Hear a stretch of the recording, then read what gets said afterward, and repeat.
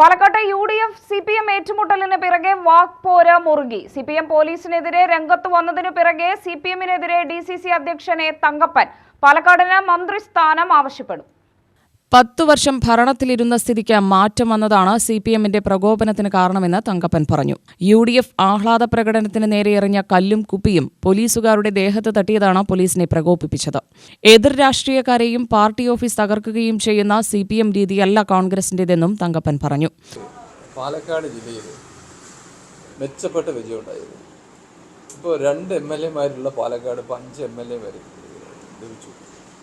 അത് മാത്രമല്ല, മറ്റു മണ്ഡലങ്ങളിൽ ഗണ്യമായിട്ടുള്ള വോട്ട് നിങ്ങൾ നോക്കിയാൽ 35,000 വോട്ട് ഉണ്ടായിരുന്ന കഴിഞ്ഞ പ്രാവശ്യം LDF ജയിച്ചിട്ടുള്ള ആലത്തൂർ പോയി 8,000 ചുരുങ്ങി. MR 28,000 വോട്ടുള്ളവർ 3,000 ചുരുങ്ങി.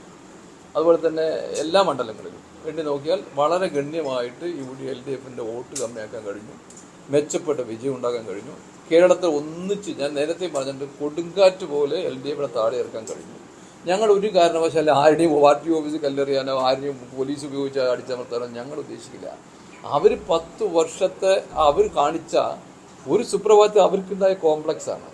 ആ പാലക്കാട് അസംബ്ലിയിൽ തോറ്റാൽ അത് അങ്ങാടി തോറ്റ അമ്മയോടല്ല കാണിക്കേണ്ടത്. തോറ്റത് കയറി നേരെ പ്രകടനത്തിൽ കല്ലെറിയല്ലോ വേണ്ടത്. ആ എറിഞ്ഞത് മനസ്സാക്കിയത് കോൺഗ്രസിൻ്റെ പ്രവർത്തകർക്കെതിരെ എറിഞ്ഞെങ്കിലും UDF പ്രവർത്തകർക്ക് എറിഞ്ഞെങ്കിലും അത് പോലീസുകാരുടെ മേലിൽ തട്ടി. അവിടെ പ്രകോപനം ഉണ്ടാക്കിയത്. അല്ലാതെ പോലീസുകാർ അവർ മാറിയെന്ന് എനിക്ക് അഭിപ്രായമൊന്നുമില്ല. പക്ഷേ ആരായാലും ഏത് പ്രകടനമാണെങ്കിലും പിന്നെ ഞാനൊരു കാര്യം പറയാം, ഞങ്ങൾ അങ്ങോട്ടും ഒരു പാർട്ടി ഓഫീസിനെ ആക്രമിക്കാനോ കല്ലെറിയാൻ താല്പര്യമില്ലാത്തവരാണ്. ഇങ്ങോട്ടും മര്യാദയുള്ള രാഷ്ട്രീയ പ്രവർത്തകരാണെങ്കിൽ ഒരു പാർട്ടി ആസ്ഥാനത്തിൽ കല്ലെറിയാനോ മാർച്ച് നടത്തുന്നത് അത് നല്ല ശീലമല്ല എന്ന് തന്നെ ഞാൻ അഭിപ്രായം. UDF-ന് 2 സീറ്റുണ്ടായിരുന്ന പാലക്കാട് 5 സീറ്റാക്കി വർദ്ധിപ്പിക്കാൻ കഴിഞ്ഞു. മുന്നണിക്ക് ജയിക്കാൻ കഴിയാതിരുന്ന മണ്ഡലങ്ങളിൽ വലിയ രീതിയിൽ ഇടതുവോട്ട് കുറയ്ക്കാനും ജയത്തിനരികെയെത്താനും കഴിഞ്ഞു. ഇതാണ് CPM-നെ പ്രകോപിപ്പിക്കുന്നത്. മുഖ്യമന്ത്രി ആരാവണമെന്നത് മാനദണ്ഡമനുസരിച്ച് AICC തീരുമാനിക്കും. പാലക്കാടിന്റെ മന്ത്രിസ്ഥാനത്തെക്കുറിച്ച് ചോദിച്ചാൽ പറയും ഇതിനും മാനദണ്ഡമുണ്ട്. കോൺഗ്രസിൽ നിന്നും വേണോ UDF-ൽ നിന്നും വേണോ വനിതാ മന്ത്രി വേണോ എന്നത് പിന്നീട് തീരുമാനിക്കുമെന്നും തങ്കപ്പൻ പറഞ്ഞു. അത് പാർട്ടിയുടെ ഹൈക്കമാൻഡ് ചെയ്യുന്ന പരിപാടിയാണ്. ഇവിടെ മാത്രമല്ല, മുഖ്യമന്ത്രിക്ക് ഇന്ത്യയിൽ മുഴുവൻ മുഖ്യമന്ത്രിമാരുടെ എങ്ങനെ നിശ്ചയിച്ചു ആ രീതിയിലല്ലേ മാനദണ്ഡമല്ലേ കേരളത്തിലും പറ്റുള്ളൂ. അങ്ങനെയൊന്നും അല്ല. അങ്ങനെ എങ്ങനെയെന്നുള്ളത് അത് AICC ഹൈക്കമാൻഡ് തീരുമാനിക്കും. അല്ല, ഞങ്ങളിലെല്ലാം അധിഷ്ഠിതമല്ല. അത് AICC-യുടെ അധിഷ്ഠിതമാണ്. മുഖ്യമന്ത്രി തിരഞ്ഞെടുക്കുന്നത്. അത് MLA-മാരെ വിളിച്ചു കൂട്ടി അവരുടെ അഭിപ്രായം ചോദിച്ചു, ഇവിടെ സീനിയർ നേതാക്കന്മാരെ അഭിപ്രായം ചോദിച്ചു, എന്നിട്ട് അവർ തീരുമാനിക്കും. അങ്ങനെയൊന്നുമില്ല. അത് ഏത് ഉചിതം എന്നുള്ള നിലയ്ക്കൊക്കെ AICC പല ഘട്ടങ്ങളിലും പല കാര്യങ്ങളും എടുത്തിട്ടുണ്ട്.